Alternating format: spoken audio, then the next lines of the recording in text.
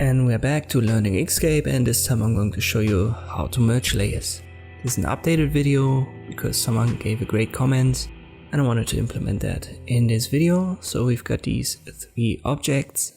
The circle is in the background, and if we use the top menu to put it in the foreground, it doesn't work because it's on a different layer. We cannot put the rectangle, for example, in the background as well. It's on a different layer, and the layer is on top of the circle layer. So if we open our layer menu, we can see that properly.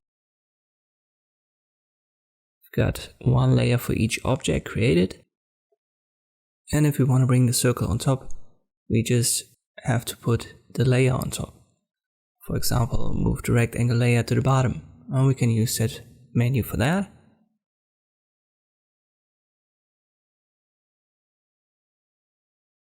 So let's just say we want to put all of these objects on one layer and just merge it kind of. We cannot really do that because it's vector based, so it doesn't work like it works in Photoshop. But we can create a new layer, select it all, press Ctrl X to cut it out, make sure the total layer, so the new one, is still activated, and then press Ctrl V to paste it. So that's the way to bring all of these objects on one layer, but there's a different way we can use. And this way was introduced to me by Aya in the comments below of the old video. So thanks for that advice. Then we press Ctrl Z until I'm back at the starting point, and I create a new layer. I call that total. Then I select all of the objects and then right click, and I use move to layer.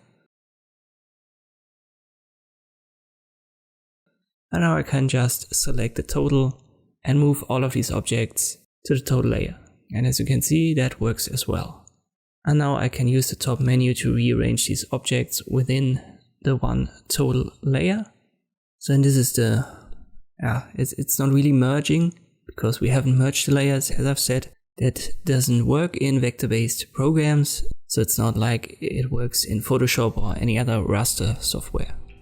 But that should work in Inkscape to do what you want to do with the merge layer option, for example in Photoshop. Thanks again to Aya for the nice comment, and I hope this video was helpful. I'll see you next time.